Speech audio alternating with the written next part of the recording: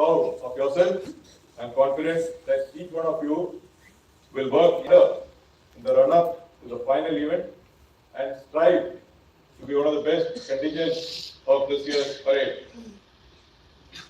I myself could not be a NCC cadet, and I feel that has been a great personal loss for me in my development. I envy all of you who are part of the NCC today. You can also be very proud of the fact that you have joined an organization like the National Cadet Corps. The values of commitment, discipline, comradeship, and selfless service instilled in the NCC play a very vital role in shaping your character and will help in transforming you into a model citizen of a country. I am convinced that every activity that you do here at the NCC makes you a better person for tomorrow, and you will be an example for all our citizens to emulate. And I know it's a much harder life for you than for your colleagues who are not part of the NCC. But as Theodore Roosevelt, the ex-president of the United States, said, never throughout history has a man or a woman who lived a life of ease left a name worth remembering. Therefore, the harder we work, the better you will perform and greater the success that you will achieve in life. While the NCC helps in molding you as a good individual, it also supports overall nation building. And over the years, NCC has produced generations of motivated, dedicated, disciplined youth who have contributed both individually and collectively towards the development of a nation. And I applaud the fact that each one of you have found time and effort to contribute towards nation building by joining the NCC. We know it's not easy at all with the demands of school or college as well as academics. I feel you have been bold to take this decision to be part of NCC.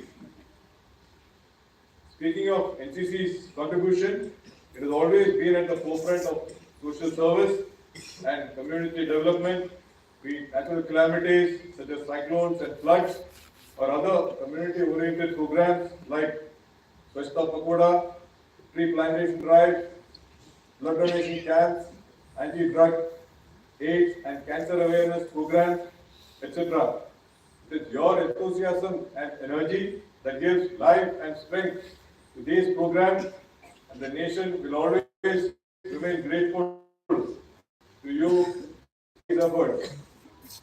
And as far as the Navy is concerned, our interaction with the NCC ranges from a close cooperation in Puneet Sagar Abhiyan to conduct of yachting regattas, naval attachments, training camps, ship attachments, and many more.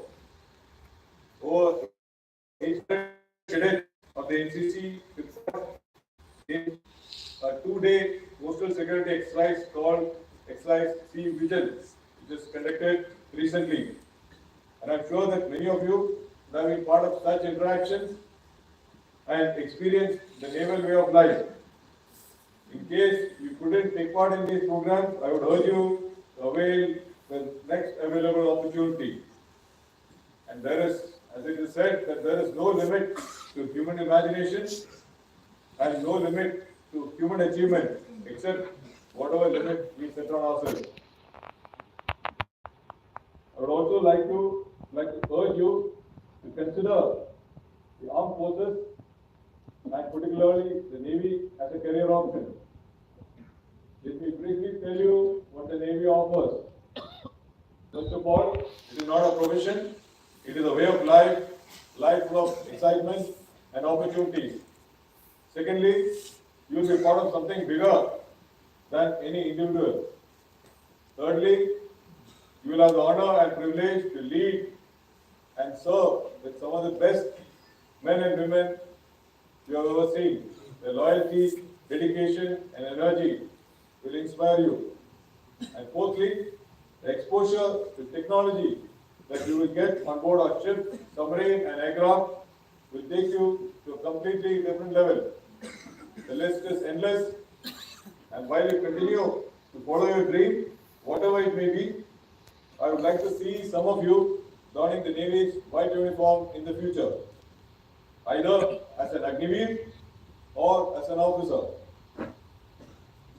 There are many tangible gains like discipline, management, administration, and leadership skills, physical fitness, academic qualification, skill certification, financial gain, and so on. Similarly, there are many intangible gains while you take up such a profession. Values of patriotism, punctuality, courage, strength of character, self-confidence, exposure to technology, camaraderie, the spirit of selfless service, and so on. The military is a meritocratic profession, and it doesn't care for your background or where you come from, but it recognizes your ability. The exposure, experience, and the challenges bring a transformational change in your outlook and confidence. It's an orderly life with much dignity and honor, and as Bertrand Russell said, the performance of public duty is not the whole of what makes a good life. There is also the pursuit of private excellence. Both these are found in military life. It's an essential social institution providing an orderly way of life which is set a little apart and not without elegance. So to be a successful leader, you need to have courage, creative intellect, character, and physical fitness. Most of these are being progressed through the NCC, but I would like to harp upon the fact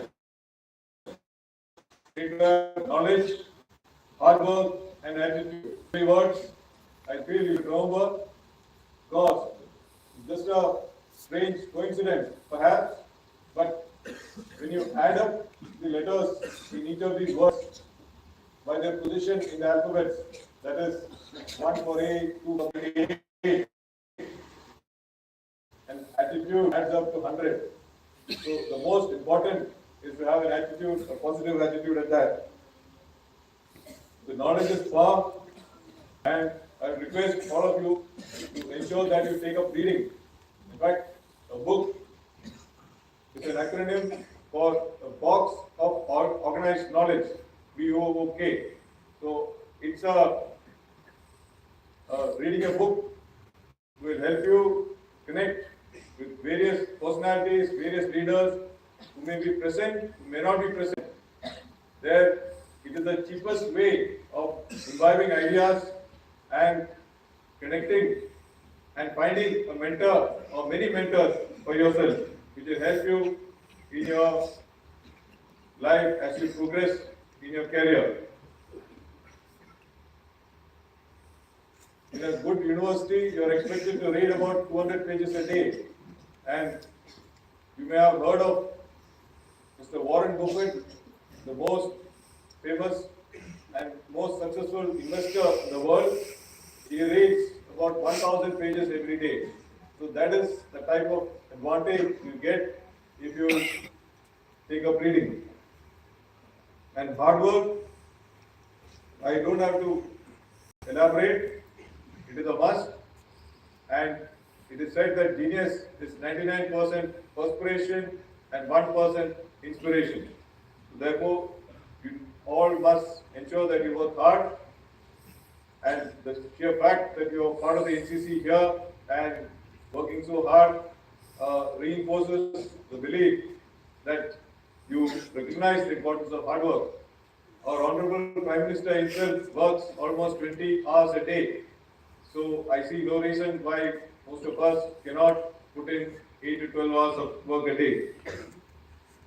The third aspect of attitude, having a positive attitude, I want to tell a small anecdote about it. It's It's a small piece in the internet called The Message to Garcia, written by a person called Albert Hubbard in 1899. In this time, the United States and Spain were at war, and they wanted to, the United States wanted to take over Cuba. So Cuba was that time a colony of Spain, and Cuba had a rebel leader called General Garcia. So the President of the United States wanted to send a message to General Garcia. But at that time, there were hardly any mail, hardly any email, no telephones, no mobiles. So how do you convey this message to him? So people told him, if you need to send this message successfully, there's only one person. You can call him. His name is Lieutenant Andrew Summers Owen. He was from the U.S. Navy. So he was called. He was given the message. So he just wrapped it up in a oilskin pouch, saluted, and carried on. He took a boat at terrain and located Mr. Garcia, delivered the message, and then came back and made a completion report. So what is the moral of the story? Moral of the story is that there is a guy who, when he is told to do something, he doesn't ask silly questions. He doesn't ask, where will I find Garcia? How will I reach there? How will I go there? What will happen to me? Will I get a reward? Why don't you find somebody else? There are so many things that you can ask. But here is a guy who just did his job. What is expected of him? So, the world is in search of people like that. People who have great determination, the willingness to get a job done. Such people will now be out of a job. Every industry, every business, every service, every country is in the lookout for people like that. So, try to be a person like him. Okay, with a positive attitude and a willingness to accomplish something that is tasked to you. So, as you prepare to march down the Kartavya Path on Republic Day with your heads held high, remember that fulfilling Swadharma is the noblest of actions as per the Bhagavad Gita. And I am convinced that you will carry forward all that you have learned here, the unbridled josh and enthusiasm and the spirit of camaraderie throughout your life. And I have no doubts that your generation is going to take India to even greater heights. I wish you all the very best for the final event and wish you success in all future endeavors. Jai Hind, Chano Varan.